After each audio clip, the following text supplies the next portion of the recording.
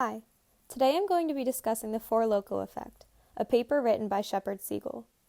In this paper, he discusses how drug tolerance evolves from Pavlovian conditioning, with certain cues producing anticipatory tolerance responses to a drug. In the case of Loko, novel cues of consuming alcohol in a different way changes a person's tolerance because they lack the learned association. Taste, smell, and appearance for alcohol are cues. They serve as what we call a conditioned stimulus, for a compensatory and preparatory response to the alcohol that we call the conditioned response. When introduced in novel ways, alcohol's typical cues, those conditioned stimuli, no longer trigger the conditioned preparatory response that normally counteracts the alcohol's effects. That's what tolerance is. Thus, there's a situational specificity to tolerance in alcohol caused by Pavlovian conditioning. By changing the situation, like the taste, smell, and color of alcohol, you can no longer have those cues, and therefore the preparation. Let's imagine a scenario. Two friends named Doug and Lewis are both heavy drinkers. They're thinking of going out tonight and decide to have a few drinks to prepare. Lewis picks to drink beer. He really likes the way it tastes and commonly uses it when he goes out. Doug does too and normally drinks a lot with Lewis. They both have high tolerances to beer. However, today he found a new beverage in the liquor store called Loko. Decides to try it for tonight. He's heard about it before and remembers that there was some discussion about it causing severe drunkenness because it had caffeine in it. However, the manufacturers had taken the caffeine out, so today he deems it safe to drink.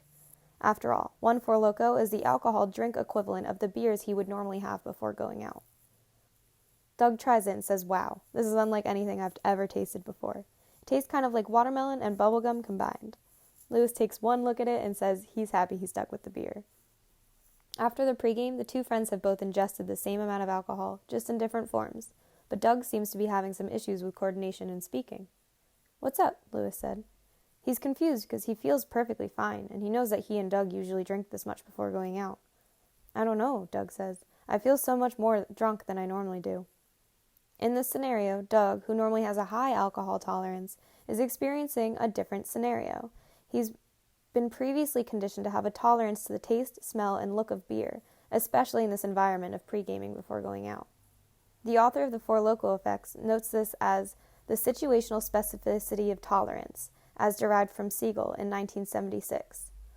He mentions studies by McNally and Westbrook from 1998 that mention flavor as a cue for tolerance.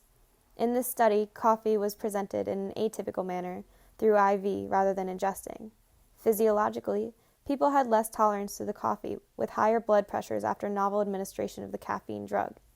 This is because they no longer had that learned association with the taste of the coffee that would trigger the compensatory response. Thus, their tolerance decreased. Lewis, similarly, is experiencing a different presentation of alcohol. He's previously learned an association between drinking beer, especially in this context, and getting drunk. His body therefore anticipates drunkenness and works to counteract it upon tasting, seeing, and smelling beer. That's his tolerance. However, when he experiences alcohol in a new way, like with the Loko, he doesn't have that learned association and gets much more drunk. Thus, tolerance is due to cues and situational specificity.